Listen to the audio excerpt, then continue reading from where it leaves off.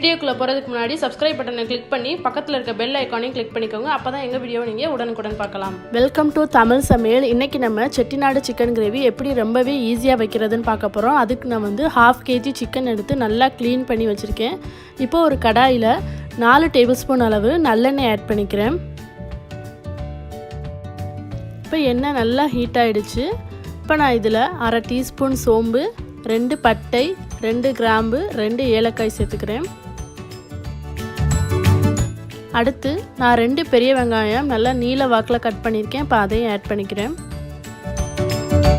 இப்போ வெங்காயம் நல்லா வதங்கிடுச்சு. இது கூட வந்து நான் இஞ்சி பூண்டு விழுது 2 டேபிள் ஸ்பூன் ஆட் பண்ணிக்கிறேன். இப்போ இதையும் நல்லா பச்சை வாசனை போகிற வரையும் வதக்கிக்கலாம். இப்போ இஞ்சி பூண்டு விழுது பச்சை வாசனை நல்லா போயிடுச்சு. இது கூட நான் இப்போ 2 தக்காளி, 2 பச்சை மிளகாய் ஆட் பண்ணிக்கிறேன். இப்போ இது கூட தேவையான அளவு உப்பு சேர்த்துக்கலாம்.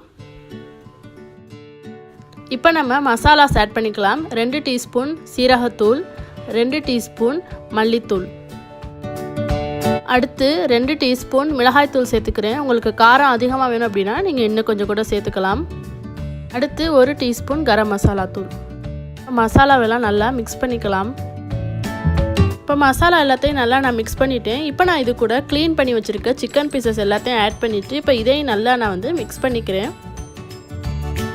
இப்போ நான் சிக்கனை நல்லா மசாலாவோட மிக்ஸ் பண்ணிட்டேன். இப்போ மிக்ஸ் பண்ணதுக்கப்புறம் நான் ஒரு 1 மினிட்டுக்கு இதை இப்போ மூடி வைக்கிறேன். இப்போ நான் மூடியை ஓப்பன் பண்ணிவிட்டு சிக்கனை நல்லா மிக்ஸ் பண்ணிவிட்டு இப்போ சிக்கனுக்கு தேவையான அளவு தண்ணீர் சேர்த்துட்டு இதை ஒரு 5 மினிட்ஸுக்கு நம்ம இப்போ அடுப்பிலே வச்சுருக்கலாம். அப்போ தான் இது கிரேவி கன்சிஸ்டன்சிக்கு வரும். இப்போ பாருங்கள், சிக்கன் நல்லா வெந்துருச்சு.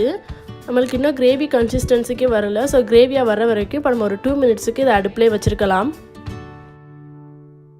இப்போ கிரேவி கன்சிஸ்டன்சிக்கு வந்துருச்சு. சிக்கனும் நல்லா வந்துருச்சு. இப்போ நான் கடைசியாக கொத்தமல்லி சேர்த்துக்கிறேன். அவ்வளோதான், நம்மளுக்கு செட்டிநாடு சிக்கன் கிரேவி ரெடி ஆகிடுச்சு. ரொம்பவே ஈஸியாக பண்ணிடலாம், ரொம்பவே சுவையாகவும் இருக்கும்.